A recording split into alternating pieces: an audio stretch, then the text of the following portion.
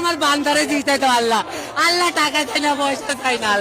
এই যে আর্জেন্টিনা জিতার পরে যে কান্নাটা কান্তাছে, আমার মনে হয় না জিন্দিগি তো নিজের জন্য আল্লাহর কাছে এইভাবে কাঁদছে, আর ফ্যামিলির জন্য এবং নিজের ইমানের জন্য এইভাবে কাঁদছে।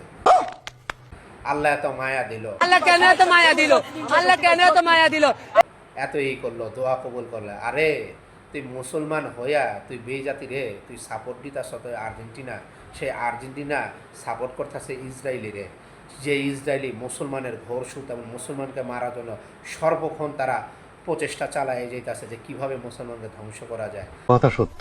আর শুধু আর্জেন্টিনা না, যারা ব্রাজিল করো তারাও, কারণ ব্রাজিল তাদের জার্সিতে বাল দেবতার প্রতীক হিসেবে শয়তানের প্রতীক নিছে। আর এই শয়তানের প্রতীক কই থেকে আসলো? অর্থাৎ ইলাহ সালামের যুগে যে কাউমগুলি ছিল তারা বাল দেবতার উপাস্য করতো এবং পূজা করতো। আর ইলাহ সালাম তাদের কাউমকে নিষেধ করেছে এবং সর্বশ্রেষ্ঠ আল্লাহ তখন বলছে, তোমরা কি শ্রেষ্ঠ আল্লাহকে ছেড়ে তোমরা কি বালকে ডাকছো এবং পূজা করছো? সূরা আস-সাফাত আয়াত 37 থেকে 25 দেখে নেবেন। তো আর্জেন্টিনা ব্রাজিল তোমরা যারা করতে আসো, বাংলাদেশের তোমরা ইমান তোমাদের ঘাটতি আসে, কারণ একসময় আমি আর্জেন্টিনার ঘোর সাপোর্টার ছিলাম। 2022 সাল পর্যন্ত আমি আর্জেন্টিনার সাপোর্ট করছি, কিন্তু 2026 সালে আর্জেন্টিনার কেন সাপোর্ট করি না ব্রাজিলের এবং আর্জেন্টিনার?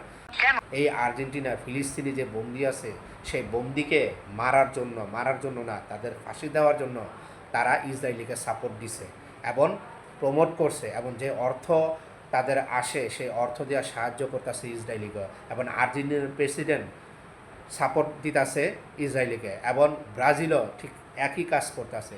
তোমরা আর্জেন্টিনা ব্রাজিল করতেছো যে ইহুদি খ্রিস্টান তারা তোমাদেরকে মারার জন্য তারা ষড়যন্ত্র লিপ্ত হইয়া এবং যে অর্থ দিতেছে সেটা হলো ইসরায়েলিকে। অতএব আর্জেন্টিনা ব্রাজিল করো, একটু ইমানের দিকে একটু খেয়াল রাখো, ইমান যাইতে বেশিক্ষণ লাগে না। স্যালুট ভাই, স্যালুট। আপনার ভিতরে এত প্রতিভা ভাই।